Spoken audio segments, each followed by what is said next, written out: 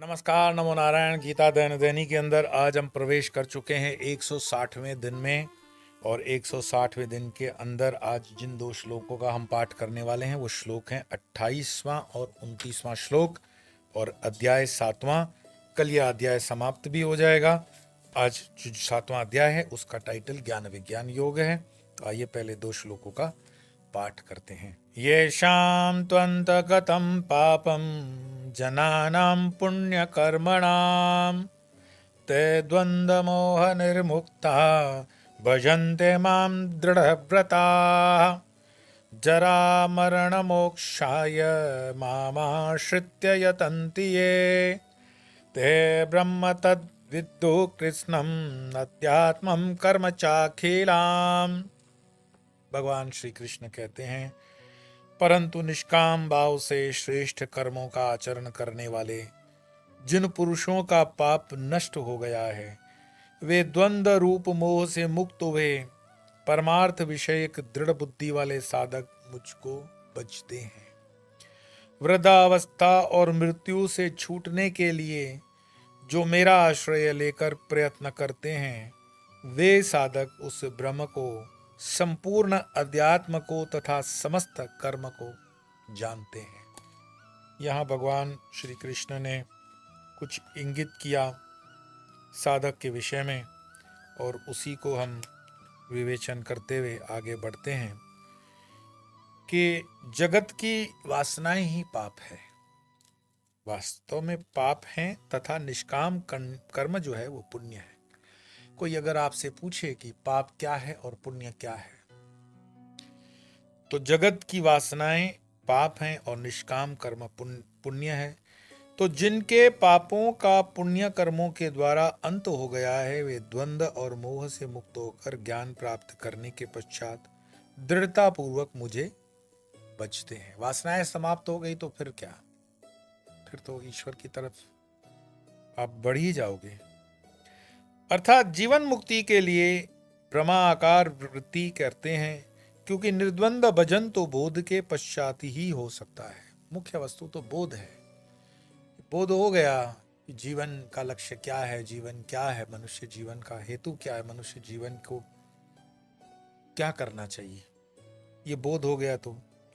और ज्ञान होने से पूर्व तो वे जिज्ञासा के कारण तपते रहते हैं। अथा तो धर्म जिज्ञासा, उपनिषद का प्रथम श्लोक ब्रह्म सूत्र के अंदर प्रथम यही आता है, अथा तो ब्रह्म जिज्ञासा। जो स्थानत्रयी हम पठन पाठन करते हैं जिसमें ब्रह्म सूत्र है, गीता है, उपनिषद है, तो अथा तो ब्रह्म जिज्ञासा है। शब्द पे ध्यान देना, अथा तो ब्रह्म प्रश्नोत्तरी नहीं है। आजकल के जो इंग्लिश मीडियम वाले पढ़ के आते हैं और वो जो इंजीनियर और डॉक्टरी के भी पढ़ाई करने वाले आते हैं, ये इतने एरोगेंट हैं, इतने उग्र हैं कि अथा तो धर्म जिज्ञासा तो करते ही नहीं, कभी नहीं करते। जिज्ञासा तो विनम्रता से होगी ना। तद्विद्धि प्रणिपातेन परिप्रत्येन सेवया, चौथे अध्याय का 34वां श्लोक। उस तरह की कोई जिज्ञासा नहीं, सीधे ही पूछेंगे। भगवान कृष्ण ने गोपियों के कपड़े क्यों ले लिए थे? तुम पूछ रहे हो, जिज्ञासा कर रहे हो या आरोप लगा रहे हो? पहले ये तय कर लो अपने मन में। तो मोह विचार से दूर होता है और द्वंद्व ज्ञान निष्ठा से दूर होते हैं। इसीलिए पहले मोह दूर होगा, फिर द्वंद्व समाप्त होंगे, क्योंकि द्वंद्व की उत्पत्ति मोह से होती है। डेल्यूजन। ध्यायतो विषयान् पुंसः संगस्तेषु उपजायते, संगात् संजायते काम, कामात् क्रोधो विजायते, क्रोधात् भवति सम्मोहः, सम्मोहात् स्मृति विभ्रम, स्मृति भ्रंशात् बुद्धिनाशो, बुद्धिनाशात्। द्वंद्व मोह से मुक्ति, दृढ़व्रत और भजन, ये तीनों बातें एक साथ ही होनी चाहिए। कौन सी तीन बातें? द्वंद्व मोह से मुक्ति, दृढ़व्रत और भजन, ये तीनों बातें एक साथ होनी चाहिए। तात्पर्य ये है कि विवेक होने के पश्चात जो भजन करता है उसे द्वंद्व चलायमान नहीं कर सकते, क्योंकि विवेक द्वारा उसने अपनी असंगता का अनुभव कर लिया है। एक तो भजन इसीलिए करते हैं कि किसी के पास गेस्ट बनकर माताजी गई हुई है तो वो स्त्री जाती है किसी के भजन में, राम सिया राम सिया राम सिया राम, जय सिया राम सिया राम सिया राम। तो आई हुए गेस्ट महिला को वो कहती है कि मैं यहाँ 1 घंटे सत्संग को जाती हूँ भजन करने, आप भी चलो। अब उसको किटी पार्टी वाला शौक है।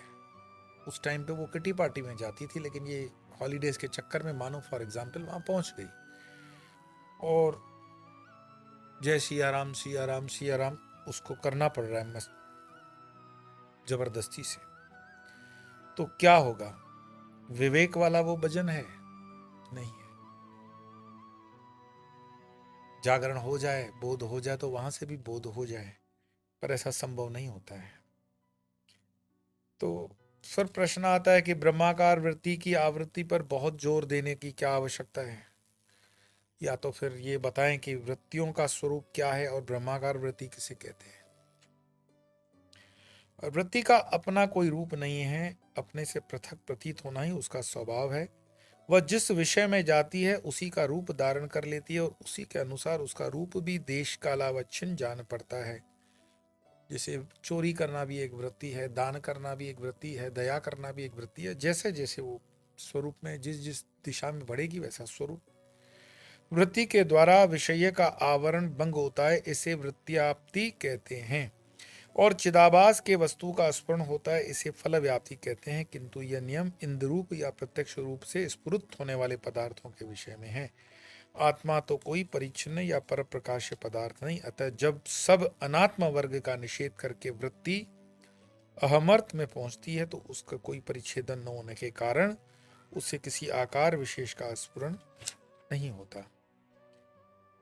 तो फिर एक और चीज आती है कि बोध फिर क्या है, और फिर बोध की भी वृत्ति होगी तो फिर बोध वृत्ति क्या है? तो संसार सत्ता शून्य है, ऐसा हम सब जानते हैं। संसार सत्ता शून्य है, ये ऐसा अनुभव या ऐसा बोध हमें महसूस होता है तो बोध है। तथा सत्ता शून्य अनुभव होने पर भी जो उसकी प्रतीति होती है यह बुद्धि वृत्ति है। समझना, संसार सत्ता शून्य है फिर भी उसकी अनुभूति हो रही है। तो जो जो हम कह रहे हैं कि सत्ता शून्य है संसार, वो अनुभव हो तो उसको बोधवृत्ति कहेंगे, और जो उसका प्रतीति होता है यह बुद्धि वृत्ति है। और इस बुद्धि वृत्ति को दूर करने के लिए ही ब्रह्माकार वृत्ति या बोध वृत्ति की आवृत्ति की जाती है। आवृत्ति मीन्स बारंबार आवृत। ब्रह्माकार वृत्ति कैसे करनी चाहिए? संसार जो है असार है, सब कुछ माया है, इसको परमानेंट फिक्स कैसे करोगे विचार को? ब्रह्माकार वृत्ति कैसे करनी चाहिए? तो प्रतीति को अपने से अलग देखना ही ब्रह्माकार वृत्ति है। जहां अहम वृत्ति से सहज इष्टाकार वृत्ति रहती है वह उपासना है, परंतु जहां केवल अहम वृत्ति है वह बोध है। क्योंकि केवल अहम वृत्ति ही कर्ता के अधीन नहीं होती, इंद्र वृत्ति कर्ता के अधीन है। देश काल और वस्तु के साथ अपना कोई संबंध न हो, यही ब्रह्माकार वृत्ति है। कितना सुंदर बताया कि देश काल और वस्तु के साथ अपना कोई संबंध न हो, यही ब्रह्माकार वृत्ति है। यहां से उठकर कहीं अन्यत्र वृत्ति जाए तो वह ब्रह्माकार वृत्ति नहीं है, अथवा विवेक अवस्था में जो अभावाकार वृत्ति है वही ब्रह्माकार वृत्ति है। तो यदि ब्रह्माकार वृत्ति है तो अभावाकार वृत्ति किसे कहेंगे? ऐसे अनेकों प्रश्न होंगे। वृत्ति को जानने के लिए लोग अलग अलग तरह से पूछते रहेंगे। गीता में अपने जो संशय होते हैं वो धीरे धीरे धीरे धीरे बाहर आने शुरू होते हैं, लेकिन वो अंत नहीं है। आप अपना जब चिंतन करते हो तो ऐसे कई प्रश्न आते हैं और वो मिटते भी हैं। चिंतन करने से, स्व के चिंतन करने से, आत्ममंथन करने से भी होते हैं। और इसी से गीता बहुत मजबूती के साथ हमारे भीतर उतरती है और जीवन में भी उसका फिर हम अनुभव करते हैं। आज 2 श्लोक पढ़ लेंगे, कल एक ही श्लोक होगा और अध्याय की समाप्ति भी होगी। तो पहले आज 2 श्लोकों का हम पाठ करते हैं। येषां त्वन्तगतं पापं जनानां पुण्यकर्मणां ते द्वन्द्वमोह निर्मुक्ता भजन्ते मां दृढव्रताः जरामरणमोक्षाय मामाश्रित्य यतन्ति ये ते ब्रह्म तद्विद्दुः कृष्णम् अध्यात्मं कर्म चाखिलाम्। आज इतना ही, कल फिर मिलेंगे, तब तक के लिए नमो नारायण।